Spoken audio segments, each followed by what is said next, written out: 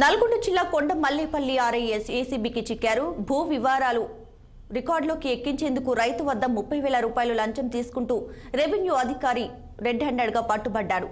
కేసీఆర్ తాండాకు చెందిన రైతు భానవత్ లచ్చు 1 ఎకరం భూమిని తన పేరుపై మార్చుకునేందుకు గాను సర్వే నెంబర్ మార్పు కోసం ఆర్ఐ శ్రీనివాస్ రెడ్డిని కలిశారు. తన పని పూర్తి చేసేందుకు సదరు ఆర్ఐ లంచం డిమాండ్ చేశారు. లంచం ఇవ్వడం ఇష్టం లేని రైతు లచ్చు ఏసీబీ అధికారులను ఆశ్రయించాడు. దేవరకొండ పట్టణంలో ఆర్ఐ తన సొంత కారులో లచ్చు నుండి నగదు తీసుకుంటుండగా ఏసీబీ అధికారులు వలపన్ని రెడ్ హ్యాండెడ్గా పట్టుకున్నారు. అనంతరం కొండమల్లేపల్లి ఎంఆర్ఓ కార్యాలయంలో రాత్రి వరకు సోదాలు నిర్వహించారు.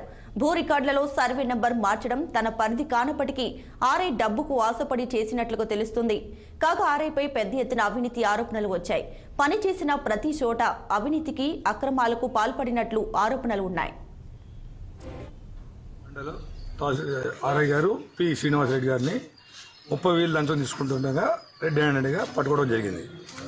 ఇది మన దిండి ఎక్స్ రోడ్ దగ్గర మేము ఆయన్ని కారులో డబ్బులు తీసుకుంటుండగా పట్టుకోవడం జరిగింది. కేసు వివరాల్లోకి వెళ్ళినట్లయితే కొండమల్లేపల్లి గ్రామానికి సంబంధించిన లచ్చు అనే ఫిర్యాదుదారుడు కేష్ తాండా కొండమల్లేపల్లి మండల వాస్తవ్యుడు అతని పెదనాన్న ఒక భూమిని అతని పేరు మీద ట్రాన్స్ఫర్ చేయాలని చెప్పి కన్సర్న్ మండల ఆర్ఐ గారు పి శ్రీనివాసరెడ్డిని అప్రోచ్ అయితే ఆయన 30,000 లంచం డిమాండ్ చేయడం జరిగింది. దాని నిమిత్తం ఆయన డబ్బులు ఇవ్వడం ఇష్టం లేక ఏసీబీ నల్గొండ మమ్మల్ని ఆశ్రయిస్తే ఇమీడియట్లీ మేము కంప్లైంట్ తీసుకుని దాని మీద విచారణ చేసి ఎవిడెన్స్ కలెక్ట్ చేసి ఈరోజు ఆయన్ని పి శ్రీనివాస్ రెడ్డి ఆర్ఐ గారిని రెడ్ హ్యాండ్ 30,000 తీసుకుంటున్నాక ట్రాప్ చేయడం జరిగింది. జనరల్గా ఇప్పుడు వాళ్ళ ప్రధాన భూమి కాదు కదా, ఎట్లా? పెదనాన్న చనిపోయారు, పెద్దమ్మ చనిపోయారు, ఇద్దరు చనిపోయారు. తర్వాత 2 సిస్టర్స్ ఉన్నారు. వాళ్ళు తను కైజన్ బ్రదర్ వాళ్ళకి మగపిల్లలు లేరు కాబట్టి వాళ్ళకి అండర్టేకింగ్ అఫిడవిట్ ఇచ్చారు.